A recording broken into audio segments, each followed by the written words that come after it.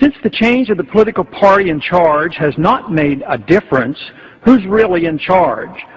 Someone is responsible, and it's important for those of us who love liberty and resent big brother government, identify the philosophic supporters who have the most to say about the direction our country is going. These are the neoconservatives of recent fame. Granted, they are talented and achieved a political victory that all policymakers must admire. But can freedom and the republic survive this takeover? That question should concern us. Neoconservatives are obviously in positions of influence and are well placed throughout our government and the media. The neoconservatives, a name they gave themselves, diligently worked their way into positions of power and influence.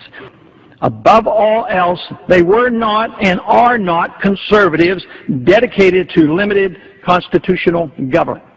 More recently, the modern-day neocons have come from the far left, a group historically identified as former Trotskyites. Liberal Christopher Hitchens has just recently joined the neocons, and it has been reported that he has already been to the White House as an ad hoc consultant. Many neocons now in position of influence in Washington can trace their status back to Professor Leo Strauss of the University of Chicago.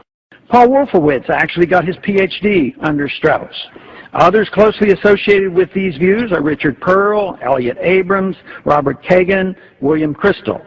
All are key players in designing our new strategy of preemptive war.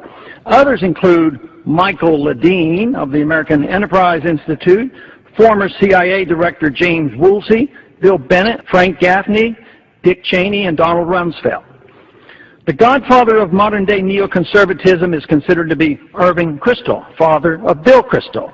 More important than the names of people affiliated with neoconservatism are the views they adhere to. Here is a brief summary of the general understanding of what neocons believe. They agree with Trotsky on permanent revolution, violent as well as intellectual. They are for redrawing the map of the Middle East and are willing to use force to do it. They believe in preemptive war to achieve desired ends. They accept the notion that the ends justify the means. They express no opposition to the welfare state. They are not bashful about an American empire. Instead, they strongly endorse it. They believe lying is necessary for the state to survive.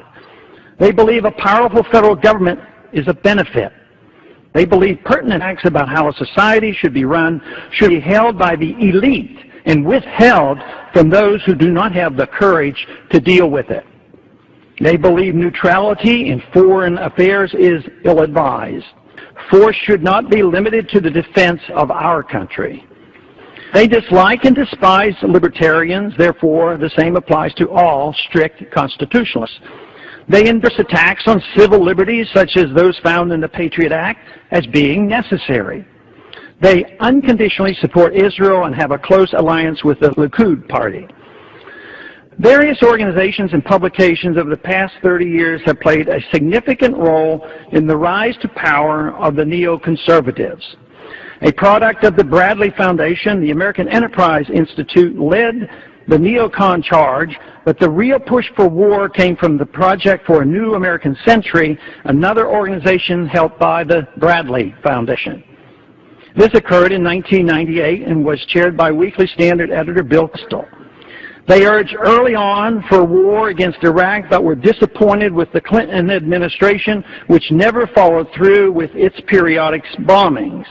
Obviously, those bombings were motivated more by Clinton's personal and political problems than a belief in the neocon agenda. The money and views of Rupert Murdoch also played a key role in promoting the neocon views, as well as rallying support by the general population through his News Corporation, which owns Fox News Network, the New York Post, and Weekly Standard.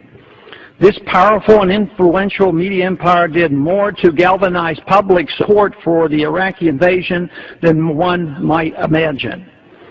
They have been amazingly successful in their efforts to control the debate over what Western values are and by what methods they will be spread throughout the world. It's of interest to note that some large Christian denominations have joined the neoconservatives in promoting preemptive war, while completely ignoring the Christian doctrine of a just war.